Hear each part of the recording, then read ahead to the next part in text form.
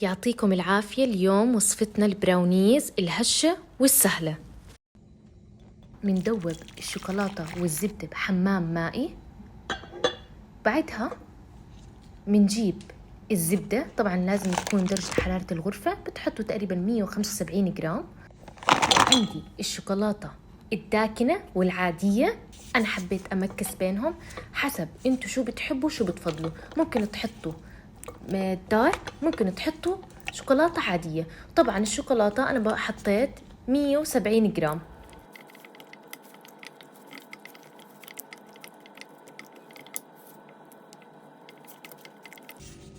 مثل ما انتم شايفين بلشوا المكونات يذوبوا مع بعضهم.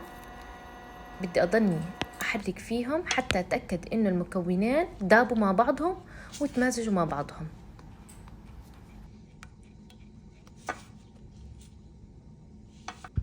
هون عندي صحن مجوف عادي، أي صحن عندكم إياه بتقدروا تستعملوه.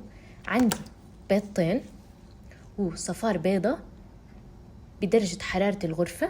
هلأ بضيف ملعقة فانيلا كبيرة ونصف كوب سكر بني، ربع كوب سكر أبيض، ونخلط المكونات مع بعضها حتى يتجانسوا.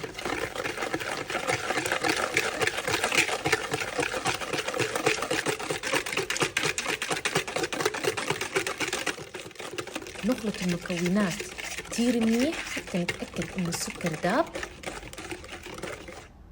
مثل ما انتو شايفين. بعدها منضيف الزبدة والشوكولاتة فوق المكونات اللي خلطناهم،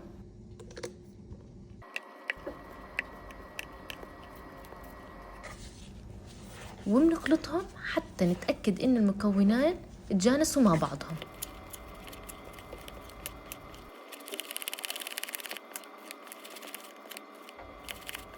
بعدها بنضيف المكونات الجافة، ربع كوب كاكاو غير محلى، تلت أرباع كوب طحين، وملعقة نسكافيه، ورشة ملح. أنا بحط نسكافيه حتى تكسر لي الطعم الحلو. نخلطهم كتير منيح مع بعض حتى يتجانسوا.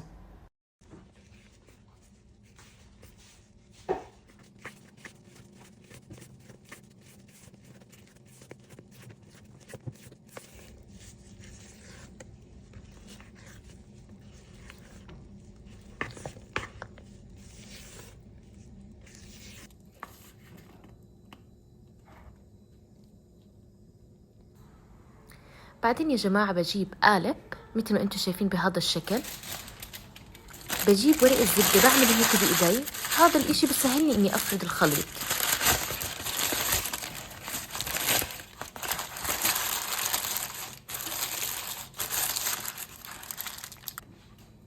بنزل الخليط شوي شوي،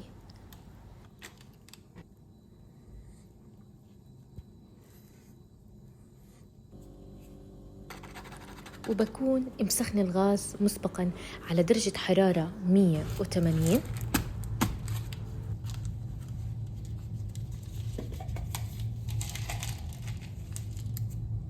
هون عندي التزيين حسب الرغبة. أنا حبيت أحط شوكولات شيبس أو اللي هي الحبيبات الشوكولاتة، مثل ما بدكم عادي.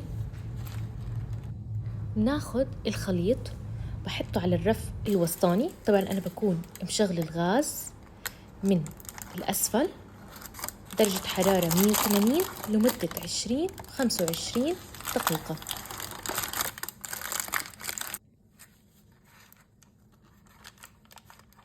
مثل ما انتم شايفين هاي عندي قالب البراوني حتى نتأكد ونشوف انه البراوني عمل بطريقة صحيحة.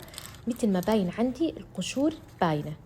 أنا عم بقطع لكم إياه بالنص حتى أفرجيكم القوام من جوا كيف بيكون.